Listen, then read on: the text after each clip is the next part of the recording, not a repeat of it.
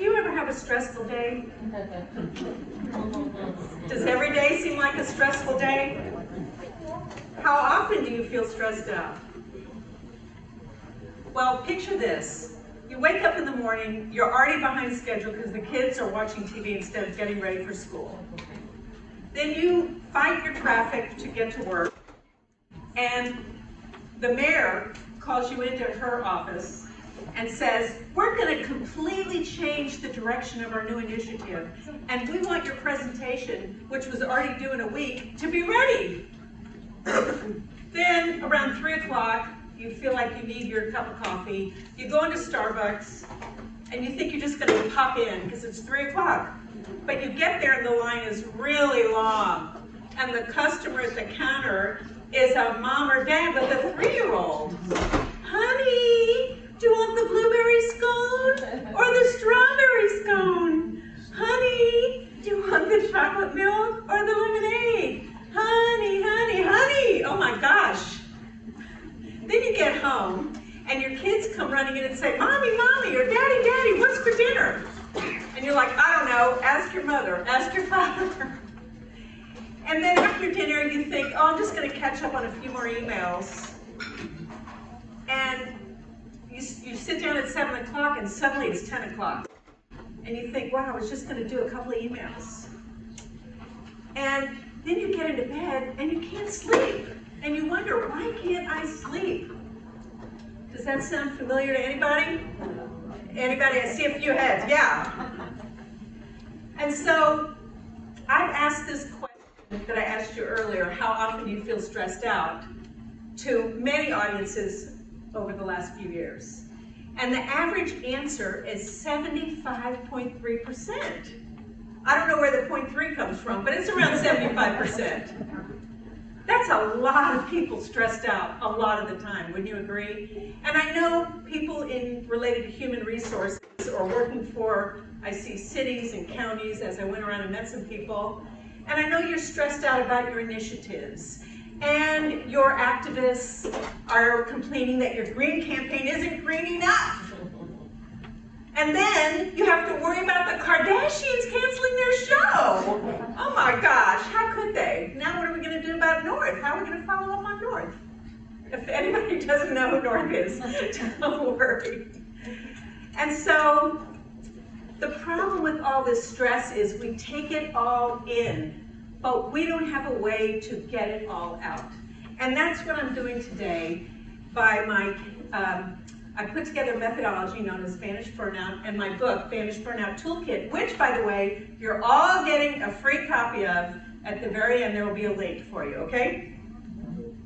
And so, I used to be that stressed out, overwhelmed person with huge knots in my stomach, going to work and complaining. My boss didn't understand me. She was always being super negative. You're late. You didn't finish your project. Why are you taking so long on your breaks? You're always going to coffee. And I hear you laughing with your coworker. Why are you laughing? There's no laughter at work. And so I would come to work and complain. I'd get to work, go to coffee and complain, go to lunch with my friends and complain, and come home and complain. I had huge knots in my stomach, and eventually I got tired of always being so negative and unhappy. And my family got tired of hearing me complain, and my friends, you know, any little thing that would happen, I would blow way out of proportion. I'm like, oh my God, you won't believe what happened to me this week. And they got tired of hearing it over and over. And I got tired of being so negative and critical of everybody and critical of myself. And eventually I went through a huge change. And I'm going to tell you how I made that change, how I came to realize that I needed to change, because sometimes we're off in our own little heads and we don't even realize how negative we are, right?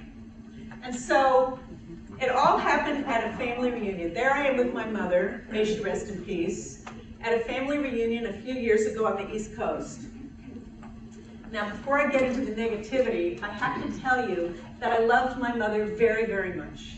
We were very, very close. She was very smart, and she taught me a lot of important lessons, including how important it is to be good at presenting yourself. But she was also a very complicated, critical, negative person. So there we are dancing, we'd eaten, we'd been drinking a little bit. We're dancing with these party people that help you dance. And, they're like teaching you step tap. I'm like, honey, I've been dancing since before you were born. And so we decided to have a little seat, get some water, have a little break. And suddenly across the room, we see two of the female cousins, Marcia and Marlene. Looked like they were having friendly little party chatter, no big deal. But suddenly, my mother jumped into her negative gear. Wonder what they're talking about with their heads all huddled together. What the heck? What are you being so negative about? So critical. It's a party. There's loud music. What could they be talking about? Why do you feel left out? And why do you feel rejected? And in that moment, I was hit over the head with a bolt of lightning. I realized that I had inherited my mother's feelings of rejection and all the negative behaviors that went along with that. And it was like watching an actor on a stage, her words breathing life into all the thoughts that had been plaguing me my entire adult life, all that negativity. Because when you grow up in a home like that, where someone is always role modeling negative behavior, all that criticalness gets all tangled up with the love. It's confusing for a child when they're constantly criticized. And so right then and there, at that party, this is a totally true story, I thought to myself, I now have awareness of how I might want to live differently. And I have a choice to make. I can go on and be that negative Nelly, always complaining, criticizing, being unhappy, or I can change. So I said yes to change, and I went on a quest to figure out what exactly I needed to do to make that change. And so what I'm going to share with you now is some of the tools I developed in my toolkit, Banish Burnout toolkit. The first tool in the toolkit is called STOP. Can anybody guess what STOP stands for? Anybody? STOP stands for stop, take a breath. Everybody breathe with me. The breathing really helps calm you down. I'll explain how in a minute.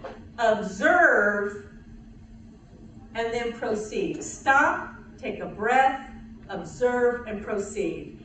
And what this does is it helps you catch yourself in the middle of what you think is a crisis.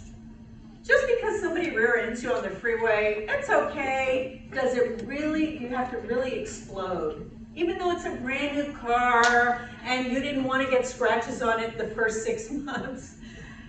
Things happen.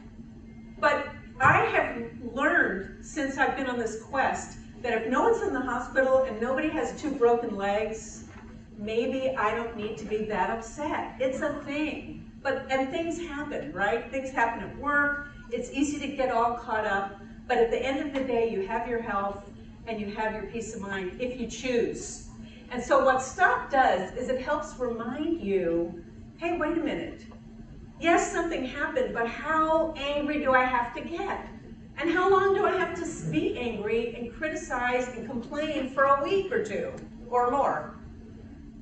And so the STOP is a reminder. And by the way, in the free tools I'm giving you is a picture of this slide so that you can print it out and put it up on your bulletin board if you want to as a reminder. Eventually you'll begin to catch yourself getting really angry, like in the grocery store when you can't find something and you're tired and you're hungry and you want to get home and you have to run back and forth. Where the heck did they move the cheese? Or whatever it is. How angry do you have to get? The second tool in my toolkit is called the stress audit. What this does is, and again, this is also in your free tools that I'm going to give you at the end. The stress audit is something I developed to help you begin to understand how you react and what made you react the way you did. So for example, we start with the physical. Have you ever noticed when you're really upset that part of your body is upset too? For me, it's knots in my stomach. What about you? Just call out. How do you feel physically when you're upset? Racing hard. Back. Racing hard? Did I hear neck? Tight shoulders. Tight shoulders. Back pain. Back pain. Do I have a neck ache? Do I have irritable bowel syndrome? Jaw. Clenched jaw. Dry mouth. Oh my gosh, I have dry mouth right now. Dry mouth, yes. Elevated heart rate, sweaty palms. So sometimes, have you ever been in a meeting and you're trying to solve a problem, and I know you're all solving big problems with your cities and your counties and the social agencies you work for, and you're trying to come up with a solution for something, but somebody decides to yell at you. I don't know why. They disagree with your idea and they're like, that won't work. We don't do things like that. That sound familiar to anybody? I see a couple of heads bobbing. How do you feel when someone is so rude to you, especially at work, when you're working hard, you're trying to think clearly? What do? When things like this have happened to me, I don't say anything. I don't start arguing back because I don't want to be like the big negative Nelly. But later, I still have the knots in my stomach. I'm like, why do I have knots in my stomach 2 hours later? It's because I didn't pay attention to how I was feeling. Oh yeah, someone was rude to me. So that's why the physical reactions are important to pay attention to. And then the emotional. Pay attention to how you feel, because if you keep it all bottled up, what happens? You explode eventually. And what's really bad is if you explode at home because of something that happened at work. It's not your family's fault that you had a bad day, right? We all have bad days. And we don't want to be a child at home. We want to be a role modeling, an adult that knows how to role model sane behavior, right? And then the verbal. Did you say anything? What did you say later? What do you wish you could have said to that person? Like, how dare you? And then the exacerbating behavior, meaning how upset did you get and how long did you stay upset? And then what possible addictive behaviors? Did you go home and drink a whole bottle of wine, eat a gallon of ice cream? That's my favorite. You know, oh, that was good. Let me have another and another and another. Or go to bed and not talk to anybody. Or go shopping online and spend too much money. It's all these kind of insidious behaviors. So that's the first tool, stop and audit. So the next tool I want to talk about is a bit about self-care. Now, when I say the word self-care, what do you think? Anybody, what do you think of? Meditation. Exercise. Massage. Massage. Gosh, yes, we need a massage. What else? Time off. Time off. Time off. A nap. What about healthy eating? Getting a good night's sleep. So we know what self-care is, right? We know what we're supposed to do. The problem is time, and we just don't always get it done. And then on the weekend, we're exhausted, and we just want to lay in bed and watch TV or eat or read a good book or spend time with our family. So what I want to share with you is something I've been thinking a lot about lately called Find Your Happy. Find Your Happy is about like smelling the roses, like going through life thinking about the positive things that have happened, because amidst all that negativity and busyness of life, there are moments of positivity. For example, have you ever been working on a city plan or a budget or a presentation or something you had to deliver, a presentation you might have had to deliver at work, and you finished? How does that feel when you finish a huge project? Relief. You can breathe. Oh, I finished. Do you just check that off and go on to the next item on your to-do list? Yes. Yes. Here's what I want you to do. I want you to stop for at least 60 seconds and say, ah, I finished. That was so hard. And when you go home that night and you're sitting around the table with your loved ones, I want you to say, guess what? I finished a big project today. I'm so proud of myself. And then have everyone at the dinner table tell what they finished, and everybody celebrate the little wins. I finished. Have you ever cleaned out a drawer or cleaned out the garage? My husband back there, his favorite topic. Let's clean out the garage. Let's clean out the garage. Have you ever cleaned out a drawer or a closet? Your brain loves a completion. Let it have its fun. So that's one part of finding the happy. Another part of finding the happy is calling a friend. Now, I know during the last 19 months, we all suffered without our friends.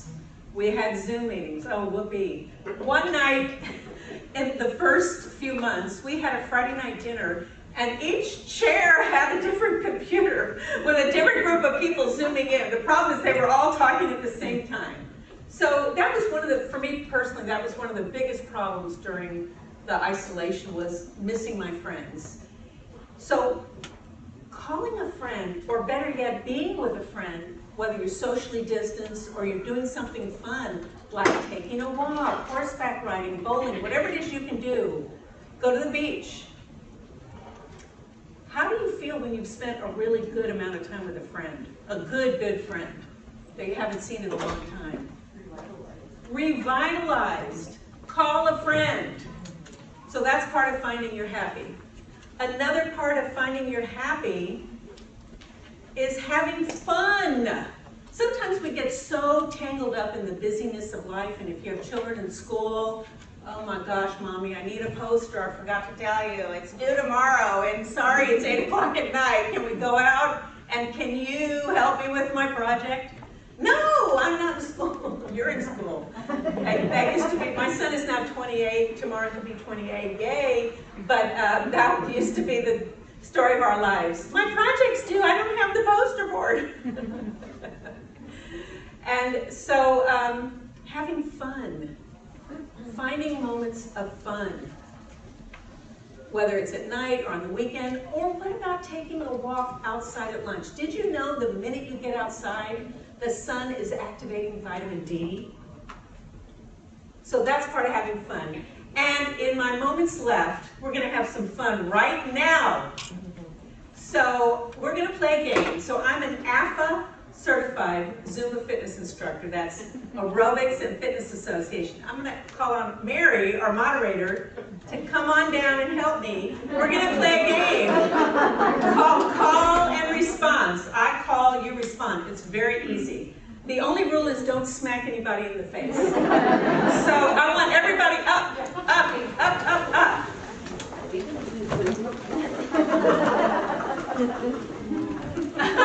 Come on, Mary. First of all, let's give Mary a big round of applause.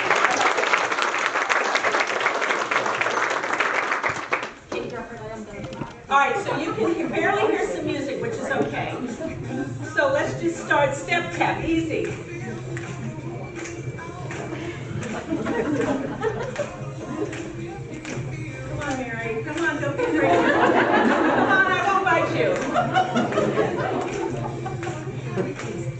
Okay, I'm going to say something you're going to repeat. I can stop. I can stop. You can stop. You can stop. We can stop. We can stop. Stop. Stop. Breathe. Breathe. Observe. Observe. Proceed. Proceed. Stop. Stop. Breathe. Breathe. Observe. Observe. Proceed. Proceed. I can audit. I can audit. You can audit. You can audit. We can audit. We can audit. Stop. Stop. Audit. Audit. We can have fun. We can have fun. You can have fun. You can have fun. We can have fun. We can have fun. Stop. Stop. Audit. Audit. Fun. Fun. Yay! Yay! Give yourself a big hand.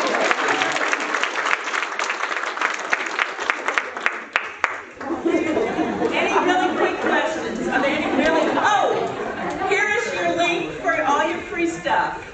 Free PDF copy of my book, and a couple of other tools. The stop picture and the stress audit picture, they're all there. So I'll leave that up for a moment. And if you picked up my handout at the very back, my email address and website is on there. If you have any questions, friend me on LinkedIn. I love to talk to new people. And thank you so much for being such a wonderful audience. Thank you.